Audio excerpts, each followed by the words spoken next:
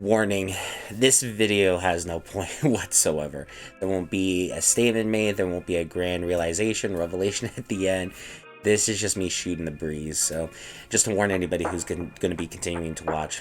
As well as this video will probably get copyrighted as well, so if you guys wanted to show me support whatsoever, if you guys can hit the sub button, if you like what you see, hit the bell maybe, even though I'm still against the bell. I do have a Twitch, if you guys want me to follow on there, and there will be a Patreon, like everything's going to be in the description down below. So for a while, I've been just realizing just again how amazing music is. Music is just one of the foundations of not only just obviously in our culture here in the US, but just worldwide culture.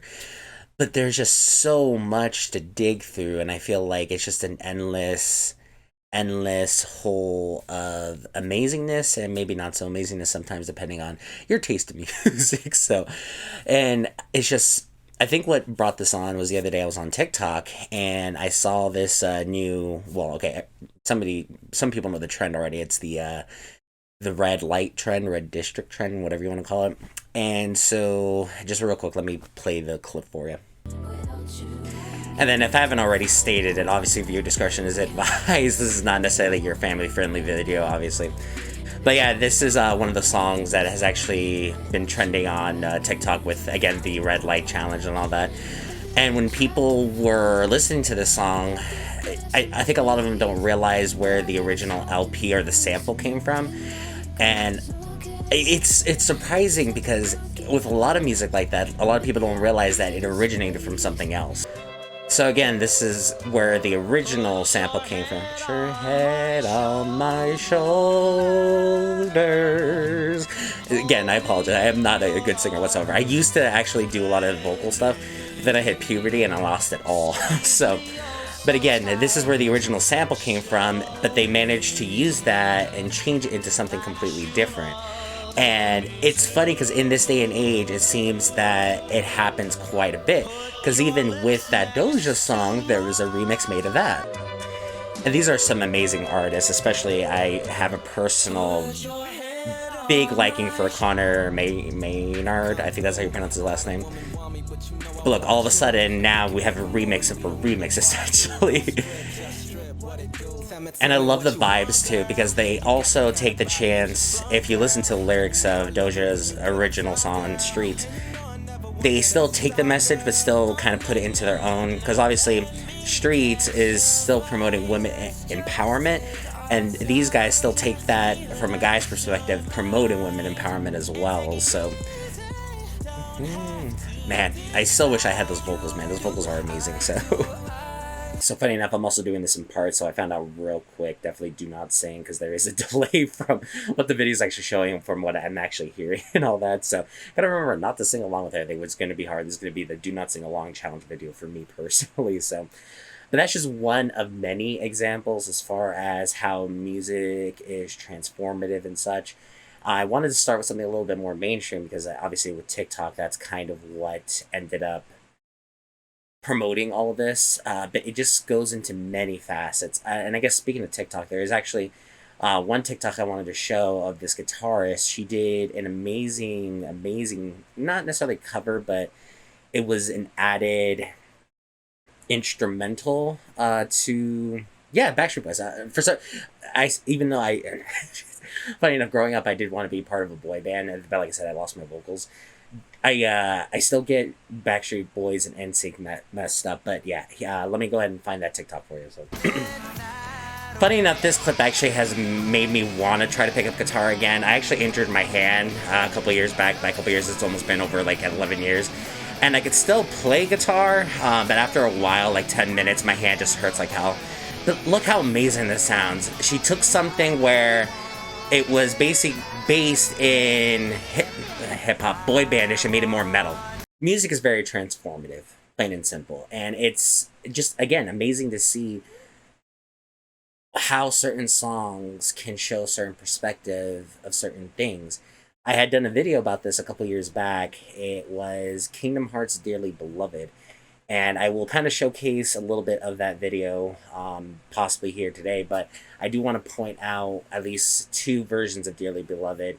the original version as well as the I want to say 365 over some days, whatever the 3DDD one version of it. So Dearly Beloved has an amazing theme partnered up with a ton of leitmotifs from different characters of the game. And then this is the actual original track from the PlayStation. And it's weird because me personally, I actually prefer this version of the original song. Nothing against the 1.5 version, but it's kind of, and this is really, really, you have to have an ear for music. It's like how there are certain songs that can only, in my personal opinion, be listened to on original record player because of the scratches, the bumps, that static noise in the background. It added somewhat to the experience, in my personal opinion, but this also is coming from somebody who's actually studied music, had music theory background and all that. So, again, nothing to get to the 1.5 version, they definitely cleaned it up and actually added more vibrato to it. But it's definitely one of those things where I feel more nostalgic when it comes to the PlayStation 1 original soundtrack version. So I will attempt to kind of point out when the actual drop of my favorite song is. You'll essentially hear it is very, very slow and methodic. And then you hit this wave of just emotions, and it almost becomes like a ceremony type of piece. So with the Dream Drop Distance version, I love personally because of that transition of the same song just ultimately transitioning to almost taking a different shape in itself. But Dream Drop Distance, Dearly Beloved in general is very, very much known for this in every single version of Kingdom Hearts. Every single version, whether it be from 1 to 2 to 1.5 to Melody of Memory, the rhythm game that has just recently come out, it is something where they cease to amaze me how they're able to just remake Dearly Beloved into still the same concept with the same leitmotifs, but have it shaped different, have a different personality.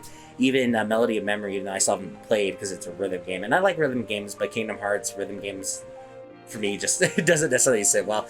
That's a whole thing. But that version of Dearly Beloved, that actually made more jazzy. And again, it's just amazing to see how they're able to do it. So it's either happening currently or it's going to be happening, but the drop is about to happen. And as you can see, or have already saw, the feel of it is just so grand. It's like, what happened? We had something slow, methodic, and all of a sudden now I can feel a certain waltz to it. Love Dearly Beloved. Love songs that are able to do this, where they could just take a whole mind of its own.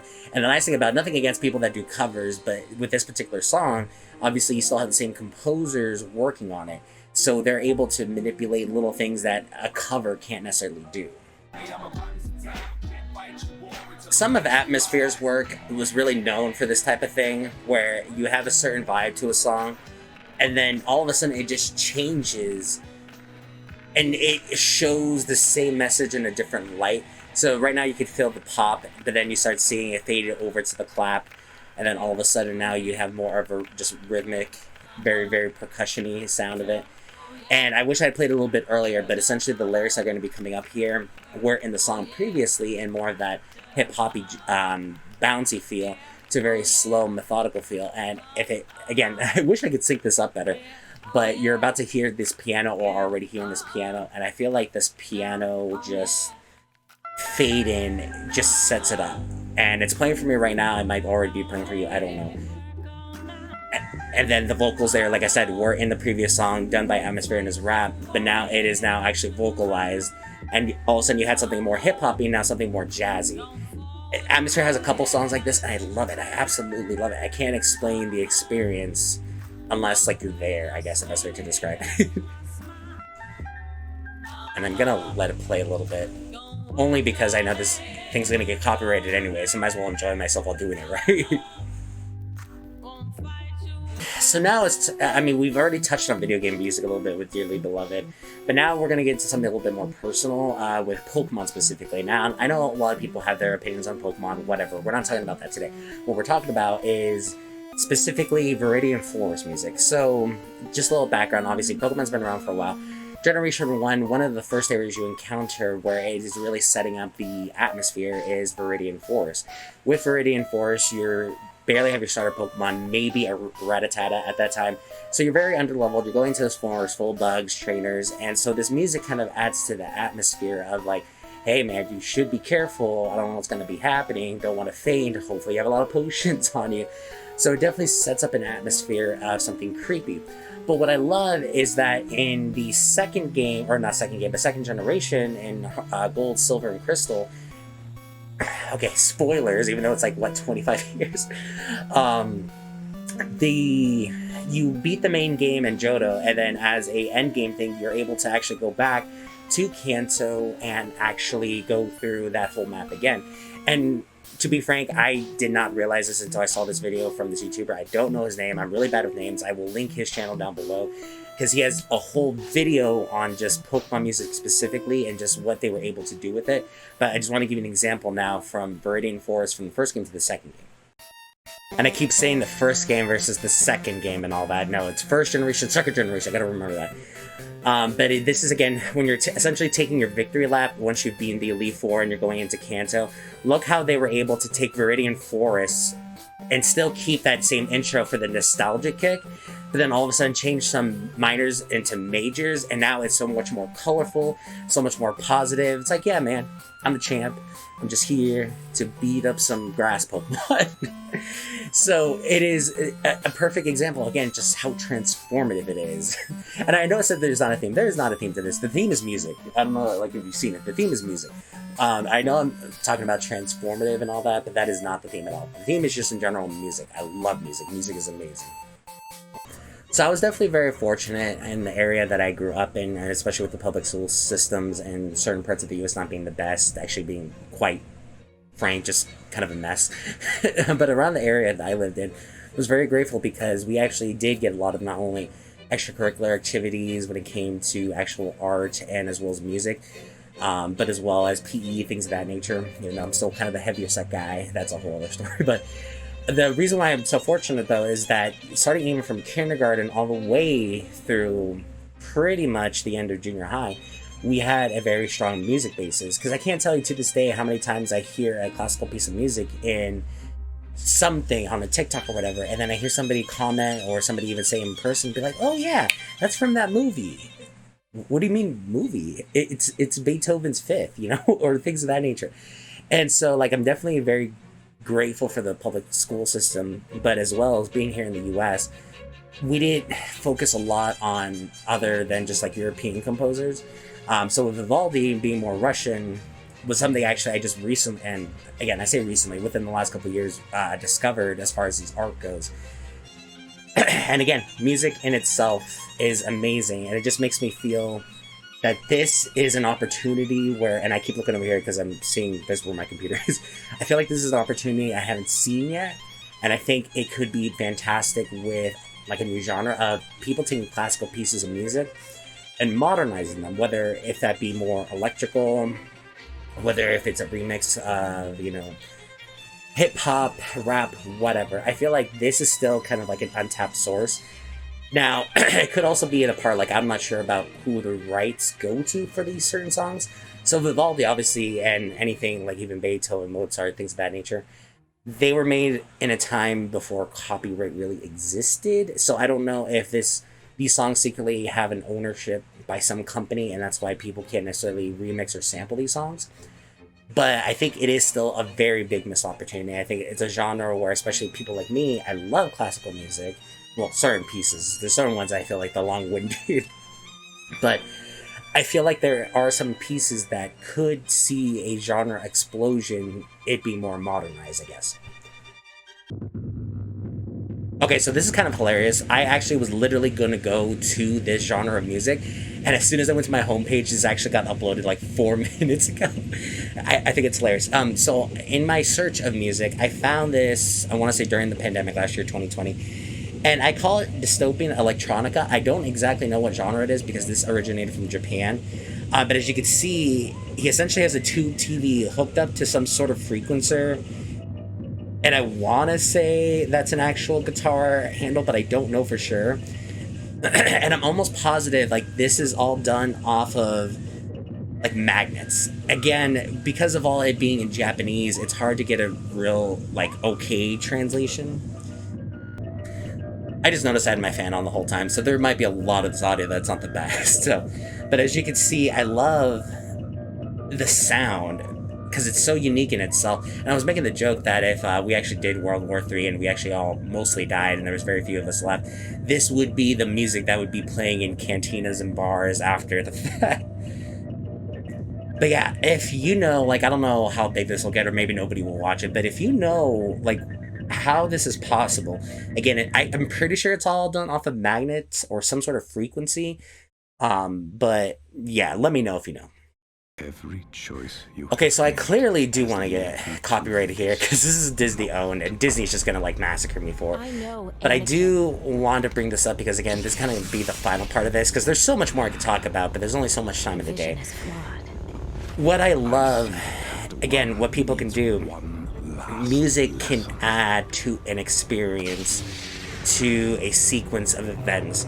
So as you can see with Duel of Fates just added to this edited version, I think it's from, obviously it's from Star Wars, but like I don't know if this was like the Clone Wars specifically, because this looks really good for the Clone Wars. Not to say Clone Wars didn't look great, so I just don't know if it's specifically from the Clone Wars.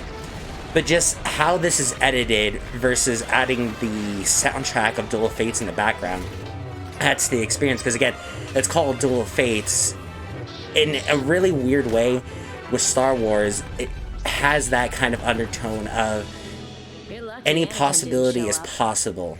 But it is who is fate, whose will is strongest, who is willing to overcome. And so you have the dark side versus the light side, but even with Ahsoka specifically, she eventually left the Jedi Order because she didn't necessarily agree with the Jedis and their, like, their philosophies. And with Darth Maul, and then all essentially Sith, they've actually stated that in the series multiple times where it's like, wow, Darth Maul actually said something correct. I was like, yeah, I do that a lot. Why are you surprised? And I feel, and this is what I love about a villain specifically. I know that was veering away towards music a little bit, but I think a great villain is somebody who can lie with the truth. You know, I think that's great. Oh man, this still gives me chills again. If you want to watch it, I'll link this video too specifically, and then I'll try to find the original one so Disney doesn't completely just come into my house and like kill me, shoot me. But it's fantastic. It's fantastic. So what'd you guys think? I mean, is this something where you'd like to see? Like I said, there was absolutely no point to this video. This is something, again, I just had in my head. I just wanted to get out.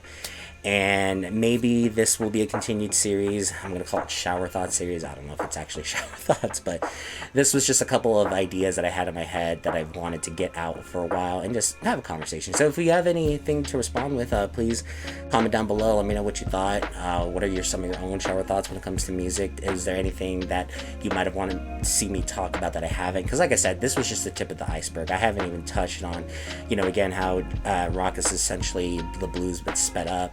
How technically us in the West and parts of the European countries have taken music as a beat thing, 1, 2, 3, 4, but that's not necessarily, and especially when you study music theory, that is not necessarily the only requirement to it be considered music. I had somebody in high school once actually compare it to the beats of a basketball court can be considered a song, and she's not wrong. She's actually completely right, but that's just a whole other thing. So I have my things here somewhere. Give me a second. Yeah, so again, if you haven't already, if you could follow me on YouTube, that'd be great. Hit the bell if you have a chance to. Again, I'm against the bell, but I have to say that because that's what YouTube wants. So, and like I said, I do have a Twitch, so if you guys have a chance, head on over there. That's more gaming stuff, obviously, so if you guys want to see me do some gaming stuff, I'm doing a Persona 5 series daily, so you'll see some of the clips on YouTube as well. So, but anyways, guys, thanks for tuning in. This has been The Generation 71. We'll catch you guys later.